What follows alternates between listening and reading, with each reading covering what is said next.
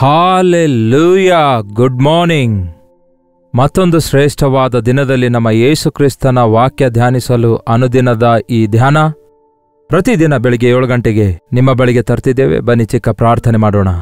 ಪರಿಶುದ್ಧ ದೇವರೇ, ಮತ್ತೊಂದು ಸಾರಿ ಈ ದಿನ ನಮಗೆ ಅವಶ್ಯಕವಾಗಿರುವ ನಮ್ಮ ಬದುಕಿನಲ್ಲಿ ನಾವು ಕಲಿಯಬೇಕಾದಂತಹ ನಿಮ್ಮ ಮಾತುಗಳನ್ನು ದೇವರೇ ನಮಗನುಗ್ರಹಿಸಿ ಈ ಲೋಕದಲ್ಲಿ ಯಥಾರ್ಥವಂತರಾಗಿ ಜೀವಿಸಿ ನೀವು ಆಶಿಸಿದ ಸ್ಥಾನದಲ್ಲಿ ಬದುಕಲು ನಮ್ಮೆಲ್ಲರಿಗೂ ಸಹಾಯ ಮಾಡಿರೆಂದು ಕ್ರಿಸ್ತನ ನಾಮದಲ್ಲಿ ಬೇಡುತ್ತೇನೆ ತಂದೆಯೇ, ಆಮೇನ್. ದೇವರಿಗೆ ಸ್ತೋತ್ರ. ಚೆನ್ನಾಗಿದ್ದೀರಾ? ಸಂತೋಷಕರವಾಗಿದ್ದೀರಾ? ಸಮಾಧಾನಕರವಾಗಿದ್ದೀರಾ? ಪರಿಸ್ಥಿತಿಗಳು ಮಾರ್ಪಡುತ್ತಲೇ ಇವೆ. ಆದರೆ ಎಲ್ಲಿ ನೋಡಿದರೂ ಕೂಡ ನಾವು ವಿಪರೀತವಾದ ವಿಷಯಗಳನ್ನು ಕೇಳ್ತಿದ್ದೇವೆ. ಪ್ರಮಾದಗಳ ಕುರಿತು ಕೇಳ್ತಿದ್ದೇವೆ, ಮರಣಗಳ ಕುರಿತು ಕೇಳ್ತಿದ್ದೇವೆ, ಅಕ್ರಮ ಕಾರ್ಯಗಳ ಕುರಿತು ಕೇಳ್ತಿದ್ದೇವೆ. ಮನುಷ್ಯನು ಎಷ್ಟು ಹೀನ ಸ್ಥಿತಿಗೆ ಬಿದ್ದು ಹೋಗ್ತಿದ್ದಾನೆಂದು ಎಂಬ ಕಥೆಗಳ ಮೂಲಕ ಈ ದಿನ ಬ್ರೇಕಿಂಗ್ ನ್ಯೂಸ್ಗಳು ನ್ಯೂಸ್ ಪೇಪರ್ನಲ್ಲೆಲ್ಲ ತುಂಬಿಕೊಳ್ತಿವೆ. ದೇವರೇ ಮನುಷ್ಯನನ್ನು ಉಂಟು ಮಾಡಿದ್ದಾರೆ, ನಮ್ಮನ್ನು ಆತನೇ ಉಂಟು ಮಾಡಿದ್ದಾರೆ. ಒಪ್ಪಿಕೊಳ್ತಿರಲ್ಲವೇ? ಮತ್ತೆ ದೇವರು ಪರಿಶುದ್ಧನಾಗಿರುವುದಾದರೆ, ದೇವರು ಸಂಪೂರ್ಣನು ಪರಿಪೂರ್ಣನೂ ಆಗಿರೋದಾದರೆ, ಇಫ್ ಈಸ್ ಒಳ್ಳೆ ಕ್ರಿಯೇಟರ್ ಆಗಿರೋದಾದರೆ, ಮತ್ತೆ ಆತನು ಉಂಟು ಮಾಡಿರುವ ನಾವ್ಯಾಕೆ ಹೀಗಿದ್ದೇವೆ? ಒಂದು ಕಂಪನಿ ಪ್ರಾಡಕ್ಟ್ ಸರಿಯಾಗಿಲ್ಲದಿದ್ದರೆ ಆ ಕಂಪನಿಗೆ ಬೈತಾರಲ್ಲವೇ? ಹಾಗೆಯೇ ದೇವರು ನಮ್ಮನ್ನು ಉಂಟು ಮಾಡಿದಾಗ ನಮ್ಮನ್ನು ಸರಿಯಾಗಿ ಉಂಟು ಮಾಡಲಿಲ್ಲವೋ ಎಂದು ಬಹಳಷ್ಟು ಜನ ಅಂದುಕೊಳ್ತಿರ್ತಾರೆ. ದೇವರೇ ನಿನಗೆ ಹಾಗುಂಟು ಮಾಡಿದ್ದಾರೆ, ನನಗೇನ್ ಮಾಡನ್ನುತ್ತೀರಿ? ಒಬ್ಬನು ಹೇಳ್ತಾನೆ, ದೇವರು ದುಡ್ಡು ಕೊಟ್ಟಿದ್ದಕ್ಕೆ ಕುಡಿಯುತ್ತೇನೆ ಅನ್ನುತ್ತಾನೆ. ಇಲ್ಲವಾದ್ರೆ ಎಲ್ಲಿ ಕುಡಿಯಲಿಕ್ಕಾಗತ್ತೆ? ದೇವರೇ ನನ್ನ ಸಾವನ್ನು ಬರೆದಿಟ್ಟಿದ್ದಾರೆ, ದೇವರೇ ನನಗೆ ಇಂತಹ ಬಾಧೆಗಳು ಬರುವಂತೆ ಮಾಡಿದ್ದಾರೆ, ನನ್ನ ಹಣೆ ಬರ ಇಷ್ಟೇ ಎಂದು ಹೇಳ್ತಿರ್ತಾರೆ. ಮಾರ್ಪಡಿಸುವಂತ ಹೇಳ್ರಿ. ದೇವರಿರೋದಾದ್ರೆ ನಾನು ಬೇಡ ಅಂದಿದ್ದೇನಾ? ನಾನು ಒಳ್ಳೆಯವನಾಗಿರಬೇಕೆಂದು ಆಶಿಸ್ತಾ ಇದ್ದೇನೆ, ಆದರೆ ಕೈಲಾಗ್ತಾ ಇಲ್ವಲ್ಲ. ಮತ್ತೆ ದೇವರಿಗೆ ಮಾರ್ಪಡಿಸುವಂತ ಹೇಳಿ ಎನ್ನುವ ರೀತಿಯಲ್ಲಿ ಕೆಲವರು ಮಾತಾಡ್ತಿರ್ತಾರೆ. ಯಾವಾಗ ನೋಡಿದ್ರೂ ದೇವರನ್ನೇ ನಿಂದಿಸುತ್ತಲೇ ಇರಬೇಕೋ? ಆತನ ಶ್ರೇಷ್ಠತೆಯನ್ನು ನಾವು ಗುರುತಿಸಲಾರದೆ ಆತನ ವಿಷಯದಲ್ಲಿ ನಾವು ಸಂದೇಹ ಪಡುತ್ತಿರುವುದಾದರೆ, ಒಳ್ಳೆಯದನ್ನು ಮಾಡುವಂತಹ ಆತನನ್ನೇ ನಾವು ಒಂದು ವೇಳೆ ತಳ್ಳಿ ಹಾಕುತ್ತಾ ಇರುವುದಾದರೆ, ಒಳ್ಳೆಯದನ್ನು ಮಾಡುವ ಕರ್ತನನ್ನು ನಾವು ತಳ್ಳಿ ಹಾಕುವುದಾದರೆ ಏನಾಗ್ತದೆ ನಮ್ಮ ಗತಿ? ಅದನ್ನು ಗುರುತಿಸುತ್ತಾ ಇಲ್ಲ ಮಾನವನು. ನೋಡಿ ಪ್ರಿಯರೇ, ಚಿಕ್ಕ ಮಕ್ಕಳಿಗಾಗಿ ತಂದೆ ತಾಯಿಗಳು ಎಷ್ಟೋ ಕೆಲಸಗಳನ್ನು ಮಾಡ್ತಾರೆ. ಚಿಕ್ಕವರಾಗಿರುವಾಗ ನಿಮಗೂ ನನಗೂ ಕೂಡ ಅಮ್ಮ ಹಾಗೆ ಮಾಡಿರ್ತಾರಲ್ಲವೇ? ತೊಳೆದು ಒರೆಸಿ ಅಡಿಗೆ ಮಾಡಿ ಬಡಿಸಿ ಎಷ್ಟೋ ಚಾಕ್ರಿ ಮಾಡಿರುತ್ತಾಳೆ. ಆದರೆ ಅದು ನಮಗೆ ಗೊತ್ತಾಗಲ್ಲ ಚಿಕ್ಕ ವಯಸ್ಸಿನಲ್ಲಿ. ಇನ್ನು ಕೆಲವರಾದರೂ ಮೆಂಟಲಿ ರಿಟೈರ್ಡ್ ಮಕ್ಕಳಿರ್ತಾರಲ್ಲವೇ, ಅಂದರೆ ಅವರ ಬ್ರೈನ್ ಬೆಳೆಯೋದಿಲ್ಲ, ಅವರಿಗೇನೂ ಅರ್ಥ ಆಗಲ್ಲ. ಅಂತಹ ಮಕ್ಕಳನ್ನು ಕೆಲವೊಂದು ತಂದೆ ತಾಯಿಗಳು 10 ವರ್ಷಗಳವರೆಗೂ 20 ವರ್ಷಗಳವರೆಗೂ 21 ವರ್ಷಗಳವರೆಗೂ ಚಿಕ್ಕ ಮಕ್ಕಳನ್ನು ಸಾಕಿದಂತೆ 20 ವರ್ಷಗಳವರೆಗೂ ಅವರನ್ನು ತೊಳೆಯುತ್ತಾ ಒರೆಸುತ್ತಾ ತಿನಿಸುತ್ತಾ ಅವರನ್ನು ಹೋರುತ್ತಾ ಅಬ್ಬಾ ಎಷ್ಟೋ ಪ್ರಯಾಸ ಪಡ್ತಾಳೆ ತಾಯಿ. ಆದರೆ ಆ ಮಗುವಿಗೆ ನನಗಿಷ್ಟೊಂದು ಚಾಕ್ರಿ ಮಾಡ್ತಿದ್ದಾಳೆ ನನ್ನ ತಾಯಿ ಎಂಬ ವಿಷಯ ಗೊತ್ತಾಗಲ್ಲ. ಏನಮ್ಮ ಯಾಕಿಷ್ಟು ಕಷ್ಟಪಡ್ತಿದ್ದೀರಿ ಎಂಬುದಾಗಿ ಅಂತಹ ತಾಯಂದಿರಿಗೆ ಕೇಳ್ನೋಡಿ. ನಾನು ಬಹಳ ಮಂದಿ ತಾಯಂದಿರಿಗೆ ನೋಡಿದ್ದೇನೆ, ನಮ್ಮ ಸಭೆಯಲ್ಲಿಯೂ ಇದ್ದಾರೆ. ಅವರನ್ನು ನೋಡಿದ್ರೆ ಬಹಳ ಬಾಧೆ ಉಂಟಾಗ್ತದೆ, ದಯೆ ಉಂಟಾಗತ್ತೆ. ಆದರೆ ಅವರು ಮಾತ್ರ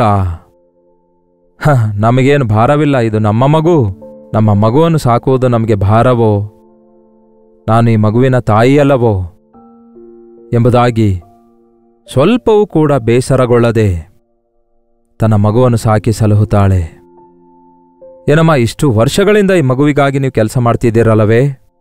ನಿಮ್ಮ ಆಸೆ ಏನೆಂದು ಕೇಳಿದಾಗ ಒಬ್ಬ ತಾಯಿ ಹೇಳಿದಾಳಂತೆ, ನಾನು ಈ ಮಗುವಿನ ತಾಯಿ ಎಂದು ಇಷ್ಟೊಂದು ಪ್ರೀತಿ ಮಾಡಿ ಇಷ್ಟೊಂದು ಈ ಮಗುವನ್ನು ಪರಾಂಬರಿಸುತ್ತಿದ್ದೇನೆ ಎಂದು ಆ ಮಗು ಒಂದು ಸಾರಿ ಗುರುತಿಸುವ ಹಾಗೆ ಆ ಮಗು ತಿಳಿದುಕೊಂಡು, ಅಮ್ಮ ಎಷ್ಟು ಕಷ್ಟಪಟ್ಟಿದ್ದಿ ನನಗೋಸ್ಕರ ಎಂದು ಒಂದು ಮಾತನ್ನುವುದಾದ್ರೆ ನನ್ನ ಕಷ್ಟವೆಲ್ಲ ತೀರಿ ಹೋಗ್ತದೆ ಎಂದು ಹೇಳಿದಾಳೆ. ಈ ದಿನ ಬಹಳಷ್ಟು ಜನ ದೇವರ ಮಕ್ಕಳಾಗಿ ನಾವು ಹೀಗೆಯೇ ಇದ್ದೇವೆ. ನಾವು ಹುಟ್ಟಿದಂದಿನಿಂದ ತಾಯಿಯ ಮಡಿಲಿಗೆ ಸೇರಿದ ದಿನದಿಂದ ಈ ದಿನದವರೆಗೂ ದೇವರು ನಮಗೆ ಎಷ್ಟು ಮೇಲು ಮಾಡ್ತಿದ್ದಾರೆ ಎನ್ನುವಂಥದ್ದು ಗುರುತಿಸ್ಲಿಕ್ಕಾಗುತ್ತಾ ಇಲ್ಲ. ನಾವು ಇನ್ನೂ ಚಿಕ್ಕ ಮಕ್ಕಳ ಹಾಗೆ, ಚಿಕ್ಕ ಮಕ್ಕಳಾದ್ರೆ ಗುರುತಿಸಲ್ಲ, ಆದರೆ ಈಗೋ ನಿಮಗೆ 30 ವರ್ಷಗಳಾದವು, 40 ವರ್ಷಗಳಾದವು, ವಿವಾಹಿತರಾದ್ರಿ, ದೇವರು ಮಕ್ಕಳನ್ನು ಕೊಟ್ಟರು, ಆಸ್ತಿಯನ್ನು ಕೊಟ್ಟರು, ಉದ್ಯೋಗ ಕೊಟ್ಟರು, ದೊಡ್ಡವರಾದ್ರಿ, ಆದರೂ ಇನ್ನೂ ಇವು ಎಲ್ಲಿಂದ ಬರ್ತಿವೆ, ಯಾರ ಪ್ರೀತಿಯಾಗಿದೆ ಎಂಬುದು ನೀವು ಇನ್ನೂ ಗುರುತಿಸಲಾರದಂತಹ ಸ್ಥಿತಿಯಲ್ಲಿರುವುದಾದರೆ, ನೀವಿನ್ನೂ ದೇವರನ್ನು ಸ್ತುತಿಸಲಾರದ ಸ್ಥಿತಿಯಲ್ಲಿರುವುದಾದರೆ ಅದು ಎಂತಹ ಬಾಧೆಕರವಾದ ವಿಷಯ ನೋಡಿ. ಯೇಸುವಿನ ಪ್ರೀತಿಯನ್ನು ರುಚಿ ನೋಡಿದವರು ಆತನನ್ನು ಸ್ತುತಿಸಲಾರದೇ ಇರುವುದಿಲ್ಲ. ಆದರೆ ನಮ್ಮಲ್ಲಿ ಅನೇಕರು ಆತನ ಪ್ರೀತಿಯನ್ನು ಗುರುತಿಸಲಿಕ್ಕಾಗುತ್ತಾ ಇಲ್ಲ. ನನಗೇನು ದೇವರು ಮಾಡಿದ್ದಾರೆ ಎನ್ನುವಂತೆಯೇ ನಾವು ಪ್ರವರ್ತಿಸುತ್ತೇವೆ, ಹುಚ್ಚರಂತೆ. ದೇವರ ಕೃಪೆ ಇಲ್ಲದಿದ್ದರೆ ನಾವು ಸಜೀವವಾಗಿ ಇರಲಿಕ್ಕಾಗ್ತಾ ಇರಲಿಲ್ಲ, ಆರೋಗ್ಯಕರವಾಗಿ ಇರಲಿಕ್ಕಾಗ್ತಿರಲಿಲ್ಲ. ಈಗ ನಾವು ಏನಾಗಿದ್ದೇವೋ ಅದು ಕೇವಲ ದೇವರ ಕೃಪೆಯಾಗಿದೆ. ಹಾಗಾದರೆ ನಮಗೆ ಕಷ್ಟಗಳು ಯಾರು ಕೊಟ್ಟಿದ್ದಾರೆ? ಈ ಶ್ರಮೆಗಳು ಎಲ್ಲಿಂದ ಬಂದವು? ನಮಗೆ ಯಾಕೆ ಈ ಬಾಧೆಗಳು ಎಂದು ಕೇಳ್ತಾರಲ್ಲವೇ? ಅಹೋ, ನಾವೇ ತಂದುಕೊಂಡು ಅವುಗಳಾಗಿವೆ. ಪ್ರಸಂಗಿಯ ಪುಸ್ತಕದಲ್ಲಿ 7ನೇ ಅಧ್ಯಾಯದ 29ನೇ ವಚನ ಹೇಳುತ್ತೆ, ಇದನ್ನು ಮಾತ್ರ ಕಂಡೆನು, ಅದೇನೆಂದರೆ ದೇವರು ಮನುಷ್ಯರನ್ನು ಯಥಾರ್ಥವಂತರನ್ನಾಗಿ ಸೃಷ್ಟಿಸಿದನು, ಆದರೆ ಅವರಾದರೂ ಬಹು ಯುಕ್ತಿಗಳನ್ನು ಕಲ್ಪಿಸಿಕೊಂಡಿದ್ದಾರೆ. ದೇವರು ನಮ್ಮನ್ನು ಯಥಾರ್ಥವಂತರನ್ನಾಗಿ ಹುಟ್ಟಿಸಿದ್ದಾರೆ, ಆರೋಗ್ಯವಂತರನ್ನಾಗಿ ಹುಟ್ಟಿಸಿದ್ದಾರೆ. ದೇವರು ನಮ್ಮನ್ನು ಸೃಷ್ಟಿಸಿದಾಗ, ಮಾನವರನ್ನು ಸೃಷ್ಟಿಸಿದಾಗ ಇದು ಒಳ್ಳೆಯದಾಗಿದೆ ಎಂಬುದಾಗಿ ದೇವರು ಗುರುತಿಸಿದ್ದಾರೆ. ಯಾವುದೊಂದು ಕೂಡ ಆತನ ಸೃಷ್ಟಿಯಲ್ಲಿ ಲೋಪವಿಲ್ಲದಾಗಿದೆ. ನಮ್ಮನ್ನು ದೇವರು ಸೃಷ್ಟಿಸುವಾಗ ನಮ್ಮ ಅವಯವಗಳನ್ನೆಲ್ಲ ಸೃಷ್ಟಿಸುವ ವಿಷಯದಲ್ಲಿ, ನಮ್ಮ ಅಂತರಂಗ ಸೃಷ್ಟಿಸುವ ವಿಷಯದಲ್ಲಿ ನಮ್ಮನ್ನು ಯಥಾರ್ಥವಂತರನ್ನಾಗಿ, ದೈವ ಗುಣವುಳ್ಳವರನ್ನಾಗಿ, ದೇವರ ಹೋಲಿಕೆಯ ಪ್ರಕಾರ ನಮ್ಮನ್ನು ಸೃಷ್ಟಿಸಿದ್ದಾರೆ. ಮತ್ತ್ಯಾಕೆ ಹೀಗಿದ್ದೇವೆ ನಾವು? ಯಾಕೆ ಮನುಷ್ಯ ಹೀಗಿರ್ತಿದ್ದಾನೆ? ಅವರು ವಿವಿಧವಾದ ತಂತ್ರಗಳನ್ನು ಕಲ್ಪಿಸಿಕೊಳ್ತಿದ್ದಾರೆ. ಇಂಗ್ಲಿಷ್ ಬೈಬಲ್ ಹೇಳ್ತದೆ, ಅವರು ಇನ್ನೂ ಹೀನ ಸ್ಥಿತಿಗೆ ಬಿದ್ದು ಹೋಗ್ತಿದ್ದಾರೆ ಎಂದು ಹೇಳುತ್ತೆ. ನೆಪೋಲಿಯನ್ ಚಕ್ರವರ್ತಿಗೆ ಮಗನು ಹುಟ್ಟಿದ ದಿನದಂದು ಆ ತಂದೆ ತನ್ನ ಮಗನಿಗೆ ಕರೆದು, ಮಗನೇ, ಈ ದಿನ ನಿನ್ನ ಹುಟ್ಟಿನ ದಿನವಾಗಿದೆ, ಏನ್ ಬೇಕು ಕೇಳು ಕೊಡಿಸ್ತೇನೆ ಅಂದಾಗ, ಏನ್ ಬೇಕು ಕೇಳು ಎಂದು ಹೇಳಿದಾಗ ಆ ಚಿಕ್ಕ ಹುಡುಗನು ಹೇಳ್ತಾನಂತೆ, 7 ವರ್ಷ 6-7 ವರ್ಷ ಇದ್ದ ಹುಡುಗನು, ಅಪ್ಪ, ನಾನು ಕೆಸರಿನಲ್ಲಿ ಆಟ ಆಡಬೇಕು ಅಂತ ಹೇಳ್ದನಂತೆ. ಏನಂತೆ? ಅಷ್ಟು ದೊಡ್ಡ ರಾಜಕುಮಾರನು ಕೋರಿಕೊಂಡದ್ದೇನೆಂದರೆ ಕೆಸರಲ್ಲಿ ಆಟ ಆಡಬೇಕಂತೆ. ದೇವರು ನಮ್ಮನ್ನು ಪರಿಶುದ್ಧರನ್ನಾಗಿ ಉಂಟು ಮಾಡಿ, ದೇವರು ನಮ್ಮನ್ನು ತನ್ನ ಗುಣಗಾಣಗಳಂತೆ ಸೃಷ್ಟಿಸಿ, ದೇವರು ನಮ್ಮನ್ನು ತನ್ನ ಹಾಗೆ ಬದುಕಬೇಕೆಂದು ಆತನಲ್ಲಿ ನಂಬಿಕೆಯಿಟ್ಟು ಆತನಿಗಿಂತಲೂ ದೊಡ್ಡ ಕಾರ್ಯಗಳು ಮಾಡುವವರು ಈ ಲೋಕದಲ್ಲಿ ಯಾರೂ ಇಲ್ಲ ಎಂದು ನಂಬಿ ದೇವರ ಪ್ರಣಾಳಿಕೆಯಲ್ಲಿ ನಾವು ಇರುವುದರ ಬದಲಿಗೆ ನಮಗೆ ಕೆಸರೇ ಚೆನ್ನಾಗಿದೆ, ನಮಗೆ ಮಣ್ಣೇ ಚೆನ್ನಾಗಿದೆ, ನನಗೆ ಮತ್ತು ಪದಾರ್ಥಗಳೇ ಬೇಕು, ನಾನು ಕುಡಿಯುತ್ತೇನೆ, ಬ್ರ್ಯಾಂಡಿಯನ್ನು, ವಿಸ್ಕಿಯನ್ನು, ಸಿಗರೆಟ್ ಸೇದುತ್ತೇನೆ, ಡ್ರಗ್ ಸೇವನೆ ಮಾಡ್ತೇನೆ. ನೋಡಿ ಪ್ರಿಯರೇ, ಮನುಷ್ಯನು ಇವುಗಳಲ್ಲಿಯೇ ಆನಂದಿಸಲು ಪ್ರಯತ್ನಿಸುತ್ತಿದ್ದಾನೆ. ಪಬ್ಬುಗಳು, ಕ್ಲಬ್ಗಳು, ಇನ್ನೇನೋ ಹೊಸದು ಬಂದಿವೆ ಅಂತೆ. ಅಸಭ್ಯಕರವಾದ ನಾಟ್ಯಗಳು, ಕುಡುಕುತನ, ಮತ್ತುಗಳು, ಸಂಬಂಧ ಏನೆಂದು ನೋಡದಂತೆ ಸ್ತ್ರೀಯರು ಪುರುಷರು ಇಷ್ಟ ಬಂದಂತೆ ಕೀಳ್ಮಟ್ಟಕ್ಕೆ ಬಿದ್ದೋಗುವ ಪರಿಸ್ಥಿತಿ ನೋಡ್ತಿದ್ದೇವೆ.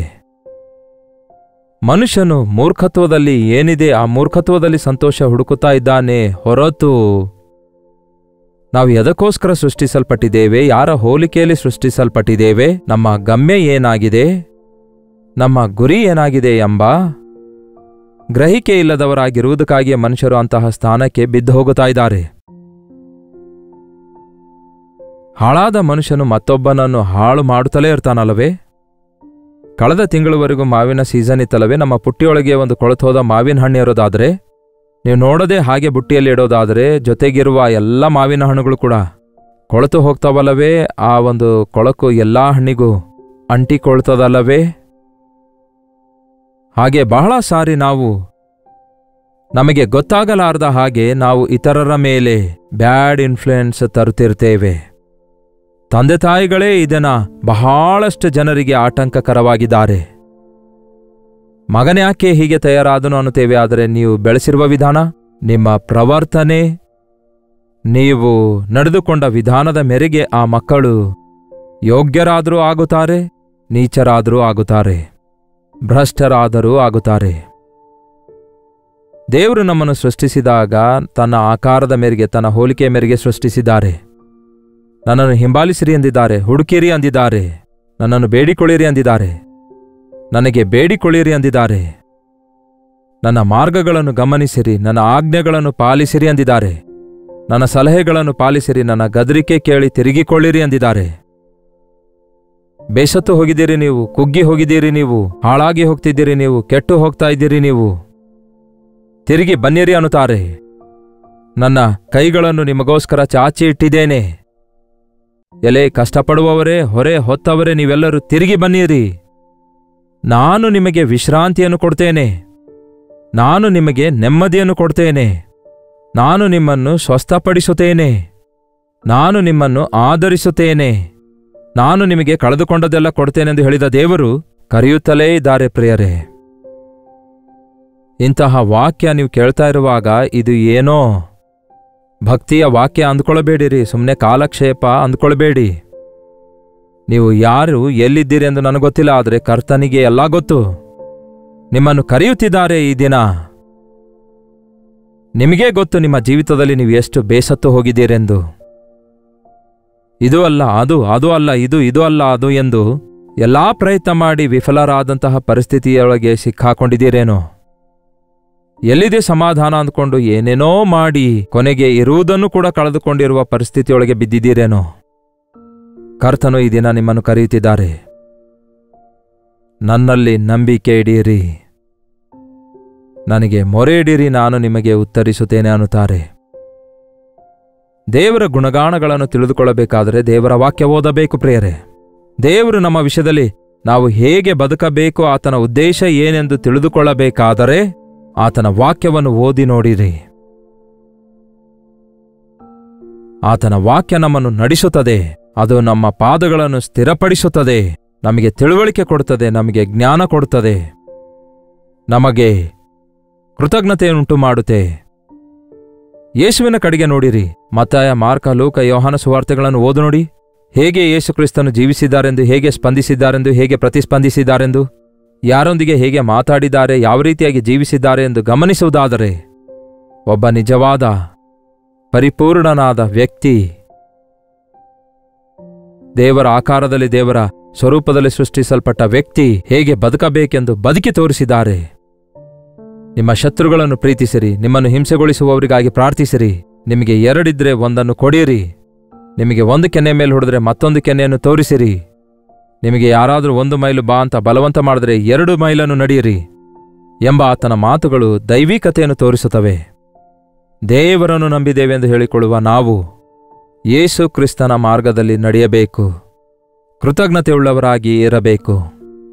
ಅಷ್ಟೇ ಹೊರತು ಹುಚ್ಚರಂತೆ ನನಗೇನು ಮಾಡಿದ್ದಾರೆ ದೇವರು ಅನ್ನುತ್ತಾ ಎಷ್ಟೇ ಮೇಲು ಮಾಡಿದರೂ ಕೂಡ ಗ್ರಹಿಸಲಾರದಂತಹ ಸ್ಥಿತಿಯಲ್ಲಿ ಇರುವವರಾಗಿ ಇರಬಾರದು. ಆ ಮೆಂಟಲಿ ರಿಟೈರ್ಡ್ ಪೀಪಲ್, ಮೆದುಳು ಬೆಳೆಯದೇ ಇರುವಂತಹ ಮಕ್ಕಳು, ಆ ತಾಯಿ ಮಾಡಿದ ಚಾಕರಿ ಎಷ್ಟೆಂದು ತಿಳಿಯಲಾರದ ಹಾಗೆ ನಮ್ಮಲ್ಲಿ ಅನೇಕರು ಅದೇ ರೀತಿಯಾದ ಹುಚ್ಚರಂತೆಯೇ ಉಳ್ಕೊಳ್ತಿದ್ದೇವೆ. ಕರ್ತನು ಈ ದಿನ ನಿಮ್ಮ ಮನೋನೇತ್ರಗಳನ್ನು ಬೆಳಗಿಸಿ ನಿಮ್ಮನ್ನು ಆಧರಿಸುವ ಕರ್ತನನ್ನು, ನಿಮಗಾಗಿ ಪ್ರಾಣ ಕೊಟ್ಟ ಕ್ರಿಸ್ತನನ್ನು ಅರಿತುಕೊಳ್ಳುವ ಹಾಗೆ ತನ್ನ ಕಾರ್ಯ ನಿಮ್ಮ ವಿಷಯದಲ್ಲಿ ನೆರವೇರಿಸಬೇಕೆಂದು ಆಶಿಸುತ್ತಿದ್ದಾರೆ. ಬನ್ನಿ ಪ್ರಾರ್ಥಿಸೋಣ. ಪರಿಶುದ್ಧ ದೇವರೇ, ಪ್ರೀತಿಯುಳ್ಳ ತಂದೆಯೇ, ನಮ್ಮ ಜೀವಿತದಲ್ಲಿ ಎಷ್ಟು ಉಪಕಾರ ಹೊಂದುತ್ತಿದ್ದೇವೆಂದು ಮೇಲಿಂದ ಮೇಲೆ ನಾವು ಮರೆತು ಹೋಗುತ್ತಲೇ ಇದ್ದೇವೆ. ಒಂದು ರೀತಿಯಲ್ಲ, ಎಲ್ಲಾ ರೀತಿಯಲ್ಲಿ ನಮ್ಮನ್ನು ನಿಮ್ಮ ಕೃಪೆಯಿಂದ ಭದ್ರಪಡಿಸುತ್ತಲೇ ಇದ್ದೀರಿ. ಆದರಿಸುತ್ತಾ, ಎಚ್ಚರಿಸುತ್ತಾ, ಪೋಷಿಸುತ್ತಾ, ಸಂರಕ್ಷಿಸುತ್ತಾ ಇದ್ದೀರಿ. ಈ ಸ್ಥಾನದಲ್ಲಿ ನಾವಿರುವುದಕ್ಕಾಗಿ ಕಾರಣವು ನೀವೇ ಆಗಿದ್ದೀರಿ ಎಂದು ಗುರುತಿಸಲು ಸಹಾಯ ಮಾಡಿರಿ. ನಿಮ್ಮನ್ನು ಸ್ತುತಿಸಲು ಸಹಾಯ ಮಾಡಿರಿ. ದಾರಿ ತಪ್ಪಿದಾಗ ದೇವರೇ, ನಾವು ತಕ್ಷಣವೇ ಗ್ರಹಿಸಿಕೊಳ್ಳುವ ಹಾಗೆ ಪಶ್ಚಾತ್ತಾಪಪಟ್ಟು ನಿಮ್ಮ ಪಾದ ಸನ್ನಿಧಿಗೆ ಸೇರಲು ಸಹಾಯ ಮಾಡಿರಿ. ಗಮ್ಯ ಇಲ್ಲದವರಾಗಿರದಂತೆ ಕ್ರಿಸ್ತನನ್ನು ಹೊಂದಿದವರಾಗಿ ಬದುಕಲು ನಮ್ಮಲ್ಲಿ ಪ್ರತಿಯೊಬ್ಬರಿಗೂ ಸಹಾಯ ಮಾಡಿರೆಂದು ಕ್ರಿಸ್ತನ ನಾಮದಲ್ಲಿ ಬೇಡುತ್ತೇನೆ ತಂದೆಯೇ, ಆಮೇನ್. ತಂದೆಯಾದ ದೇವರ ಪ್ರೀತಿಯು, ಮಗನಾಗಿರುವ ಕ್ರಿಸ್ತನ ಕೃಪೆಯೂ, ಆದರಣೆಕರ್ತನಾದ ಪವಿತ್ರಾತ್ಮನ ಸಹವಾಸವು ಕೂಡಿ ಬಂದಿರುವ ನಮ್ಮೆಲ್ಲರ ಸಂಗಡ ಇಂದಿಗೂ ಸದಾಕಾಲಕ್ಕೂ ನೆಲೆಯಾಗಿರಲಿ. ಆಮೇನ್. ದೇವರಿಗೆ ಸ್ತೋತ್ರ. ನೀವು ಎಲ್ಲಿಂದ ವೀಕ್ಷಿಸ್ತಾ ಇದ್ದೀರಿ ಎಂದು ನಿಮ್ಮ ಹೆಸರು ಲೈವ್ ಚಾಟ್ನಲ್ಲಿ ಟೈಪ್ ಮಾಡಿರಿ. ತಪ್ಪದೇ ನೀವು ನಿಮ್ಮ ಹೆಸರುಗಳನ್ನು ಲೈವ್ ಚಾಟ್ನಲ್ಲಿ ಟೈಪ್ ಮಾಡಿರಿ. ಹಾಗೆ ನಿಮ್ಮ ಪ್ರಾರ್ಥನಾ ಮನವಿಗಳನ್ನು, ಭಾರಗಳನ್ನು 8939731313 ನಂಬರ್ಗೆ, ಇತರ ದೇಶದಿಂದಲೂ ಸಹ ವೀಕ್ಷಿಸುವುದಾದರೆ ಕೊಡಲ್ಪಟ್ಟ ಇದೇ ನಂಬರ್ಗೆ ಒಂದು ಟೆಕ್ಸ್ಟ್ ಆಗಲಿ, ವಾಯ್ಸ್ ಮೆಸೇಜ್ ಆಗಲಿ ವಾಟ್ಸಪ್ ಕಳಿಸುತ್ತಾ ಇರಿ. ಅವೆಲ್ಲವುಗಳನ್ನು ನಾವು ಪರಿಶೀಲಿಸ್ತಿದ್ದೇವೆ, ಪ್ರಾರ್ಥಿಸ್ತಿದ್ದೇವೆ. ದೇವರು ಆಶಿಸಿದ ಸ್ಥಾನದಲ್ಲಿ ಜೀವಿಸೋಣ, ದೇವರಿಗೋಸ್ಕರ ಜೀವಿಸೋಣ, ಪರಿಶುದ್ಧರಾಗಿ ಜೀವಿಸೋಣ. ಈ ಲೋಕ ಬಿಟ್ಟಾಗ ಪರಲೋಕ ವಾರಸುದಾರರಾಗಿ ಸೇರೋಣ. ನಿಮಗೋಸ್ಕರ ಪ್ರತಿದಿನ ಈ ರೀತಿ ಅನುದಿನದ ಧ್ಯಾನ ಎಂಬ ಕಾರ್ಯಕ್ರಮ ಪ್ರಸಾರ ಮಾಡುತ್ತಲೇ ಇದ್ದೇವೆ. ಒಳ್ಳೆ ಸಂದೇಶಗಳ ಮೂಲಕ ದೇವರು ಮೇಲಿಂದ ಮೇಲೆ ನಮ್ಮ ಒಬ್ಬೊಬ್ಬರ ಸಂಗಡ ಮಾತಾಡ್ತಿದ್ದಾರೆ. ಹಾಗಾಗಿ ಈ ಕಾರ್ಯಕ್ರಮ ನಿಮ್ಮ ಸ್ನೇಹಿತರಿಗೂ ನಿಮ್ಮ ಬಂಧು ಮಿತ್ರರಿಗೂ ಕೂಡ ತಿಳಿಯಪಡಿಸಿ. ಅಲ್ಲಿವರೆಗೂ ದೇವರ ಮಹಾಕೃಪೆ ನಿಮ್ಮೆಲ್ಲರೊಂದಿಗಿರಲಿ.